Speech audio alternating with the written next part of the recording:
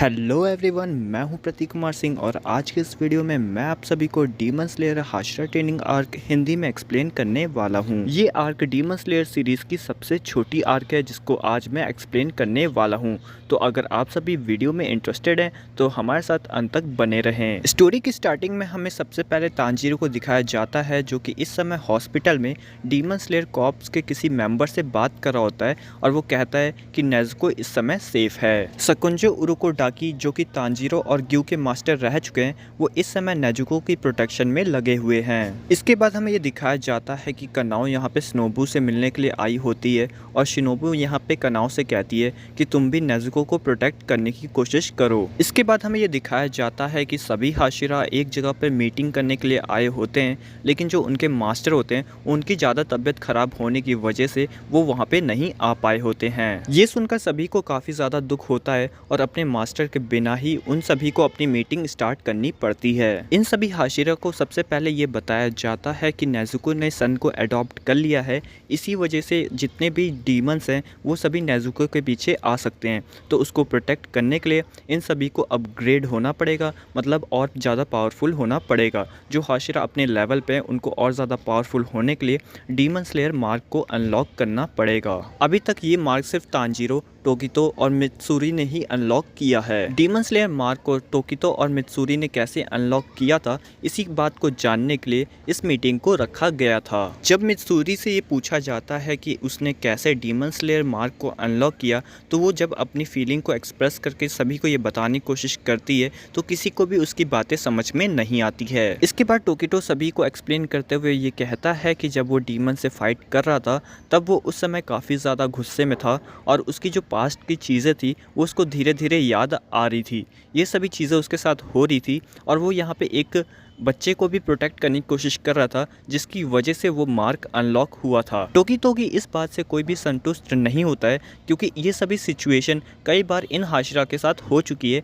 लेकिन जो इनके मार्क हैं वो अभी तक अनलॉक नहीं हुए हैं। इस मीटिंग से किसी भी हाशिरा को कोई भी फ़ायदा नहीं मिलता है और ये मीटिंग ख़त्म हो जाती है। इसके बाद ग्योमी इन सभी के सामने एक प्रस्ताव रखते हुए कहता है कि हम सभी हाशिरा ट्रेनिंग करेंगे। इस हाशिरा ट्रेनिंग के अंदर जितने भी हाशिरा हैं वो अपने अपने तरीके से बाकी सभी मेंबर्स को ट्रेन करेंगे आने वाले अपकमिंग बैटल के लिए। जब तांजीरो को इस ट्रेनिंग के बारे में पता चलता है तब वो काफ़ी ज़्यादा खुश होता है। इसी बीच तांजीरो को अपनी स्वॉर्ड मिल जाती है जिस पे रेनगोकू का साइन बना होता है, जिसको देखकर तांजीरो काफ़ी ज़्यादा खुश हो जाता है। लेकिन थोड़े टाइम बाद ही तांजीरो को मास्टर की तरफ से एक लेटर मिलता है जिसमें लिखा होता है कि ग्यू इस हाशिरा ट्रेनिंग आर्क में पार्टिसिपेट नहीं कर रहा है। ग्यू यहाँ पे अपने आप को एज अ वाटर हाशिरा नहीं मानता है, इसलिए वो ट्रेनिंग में पार्टिसिपेट करने से मना कर देता है। अब इस सिचुएशन को हैंडल करने के लिए और ग्यू को इस ट्रेनिंग में पार्टिसिपेट करवाने के लिए मास्टर तांजीरो को लेटर के थ्रू ये कहते हैं कि वो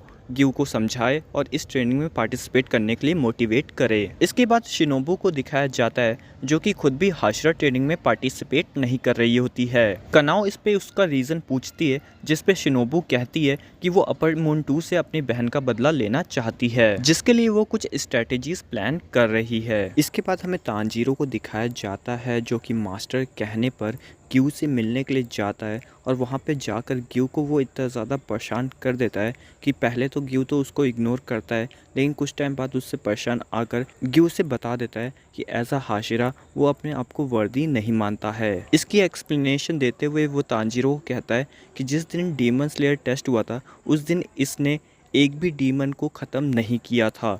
इसके साथ जो उसका फ्रेंड था साबितो, उसी ने सभी डीमंस को ख़त्म किया था और बस वही इकलौता ऐसा बंदा था जिसने डीमन स्लेयर टेस्ट पास नहीं किया था, क्योंकि उसकी मौत हो गई थी एक डीमन को मारते हुए। और इस बात का जिम्मेदार ग्यू अपने आप को मानता है, क्योंकि कहीं ना कहीं ग्यू उतना ज़्यादा पावरफुल नहीं था जो कि साबितो की मदद कर सकता था। इस बात को सुनने के बाद तांजीरो को पहले तो समझ में नहीं आता है कि वो क्या कहे ग्यू से कि जिससे वो ट्रेनिंग को ज्वाइन कर ले, लेकिन फिर तांजीरो कहता है कि जो गिफ्ट आपको साबितो ने अपने आप को सेक्रीफाइस करके दिया है, जो भरोसा साबितो ने आपके अंदर दिखाया है, आपके पोटेंशियल के ऊपर दिखाया है, आपको उसे आगे पास ऑन करना चाहिए। तब जाकर ग्यू को तांजीरो और साबितो की बात समझ में आती है और वो तांजीरो को इस बात के लिए हाँ बोल देता है कि वो ट्रेनिंग को ज्वाइन करेगा। इसके बाद हमें कगाया के क्रो और टमायो के बीच में कन्वर्सेशन दिखाई जाती है, जहां पे उसे एक ऑफर दिया जाता है कि वो हमारी मदद करे मुजान को हराने में, जिस बात के लिए लेडी तमायो एग्री भी हो जाती है।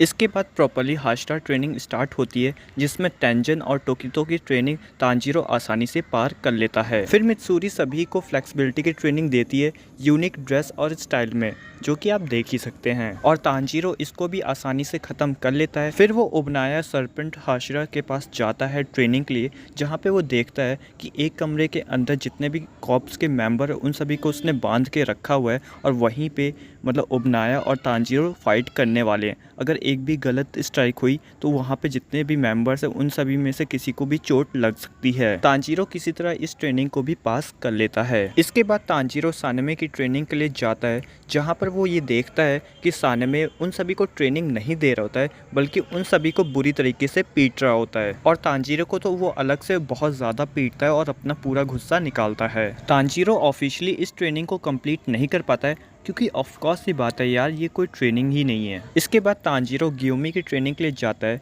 जहाँ पर गियोमी की ट्रेनिंग 3 पार्ट्स में डिवाइड होती है। वाटरफॉल के नीचे बैठना, वुड्स को उठाना और रॉक को हिलाना। ये ट्रेनिंग जितनी सुनने में आसान लगती है उतनी होती नहीं है, क्योंकि वाटरफॉल वाले में इनोसुके बेहोश हो जाता है। तांजीरो वाटरफॉल और वुड कैरी करने वाले पार्ट को किसी तरह कंप्लीट कर लेता है, लेकिन जो रॉक हिलाने वाला पार्ट होता है वो उसे कंप्लीट नहीं कर पाता है। गियोमी की ट्रेनिंग में एक खास बात ये थी कि जो भी इस ट्रेनिंग को नहीं करना चाहता है वो इसे स्किप भी कर सकता है, लेकिन जैसा कि आप सभी को पता होगा तांजीरो यहाँ पे गिव अप नहीं करता है, और वो इस पार्ट को बार बार ट्राई करता है, लेकिन वो तब भी इस रॉक को नहीं हिला पाता है। तभी तांजीरो गैन्या से वहाँ पे मिलता है, और गैन्या उसे ये टिप देते हुए ये कहता है कि तुम्हें जितनी भी अपनी कंसंट्रेशन है वो एक जगह पे लगानी होगी।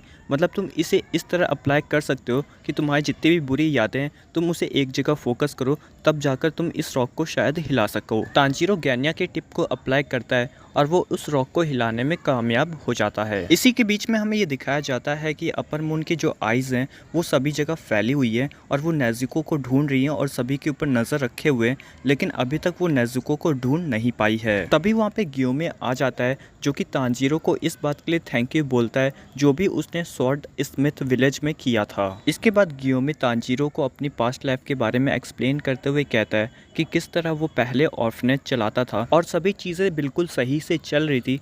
तभी एक दिन रात को देर तक कोई एक बच्चा वापस नहीं आता है, क्योंकि उसने एक डीमन को एनकाउंटर किया था। वो बच्चा अपनी जान बचाने के लिए उस डीमन को ये बोल देता है कि मैं तुम्हें एक जगह बता सकता हूँ जहाँ पे तुम्हें बहुत सारे बच्चे मिल सकते हैं। गियोमी ऑर्फन से डीमंस को दूर रखने के लिए एक फ्लावर जलाता था, जो उस दिन नहीं था, गायब हो गया था, जो कि किसी और ने नहीं बल्कि उस बच्चे ने ही किया था। इसी वजह से वहाँ पे डीमन अटैक कर देता है, लेकिन किसी तरह जो गियोमी होता है वो एक बच्ची को बचाने में कामयाब हो जाता है। वो उस डीमन को इतना मारता है, सुबह तक इतना मारता है कि किसी तरह वो सुबह होने तक मर जाता है। फिर उसके बाद जब उस बच्चे से पूछा जाता है कि वहाँ पे क्या हुआ, तब वो बच्चे गियोमी के ऊपर पूरा नाम लगा देती है। गियोमी की स्टोरी वहीं पे एंड हो जाती, उससे पहले कगाया वहाँ पे आ जाता है और गियोमी को बचा लेता है। फिर गियोमी तांजीरो को बोलता है कि उसने ऑफिशियली सभी ट्रेनिंग्स को कंप्लीट कर लिया है। फाइनली ये आर्क यहीं पे खत्म हो जाता है, लेकिन इसके एंडिंग सीन में हमें ये दिखाया जाता है कि जो लॉर्ड मुजान होता है वो कगाया से मिलने के लिए आता है, और थोड़ी बहुत बातचीत करने के बाद वहाँ पे एक बहुत बड़ा ब्लास्ट होता है और सीन ख़त्म हो जाता है। तो दोस्तों यही थी हाशिरा ट्रेनिंग आर्क, जिसे मैंने आप सभी को एक्सप्लेन कर दिया है। तो अगर आप सभी को मेरी एक्सप्लेनेशन पसंद आई हो तो वीडियो को लाइक कर दीजिएगा, और ऐसी वीडियोस पाते रहने के लिए हमारे चैनल को सब्सक्राइब कर लीजिएगा। मैं आप सभी से बस एक बात और कहना चाहूँगा कि अगर आप सभी को वॉइस में कोई प्रॉब्लम हुई हो, मेरी वॉइस में कोई प्रॉब्लम हुई हो, बैकग्राउंड में कोई भी नॉइसेस आई हो, तो उसके लिए मैं सॉरी बोलना चाहूँगा, क्योंकि हमारे पास कोई भी बेटर इन्वायरमेंट नहीं है वॉइस को रिकॉर्ड करने के लिए। तो मैं इसके लिए आई एम सॉरी कहना चाहूँगा। अगर आप सभी हमें अभी सपोर्ट करते हैं तो आने वाले टाइम में आपको कोई भी ऐसी इश्यूज़ देखने को नहीं मिलेंगे। और अंत में मैं आप सभी से बस इतना ही कहना चाहूँगा, thank you for watching this video.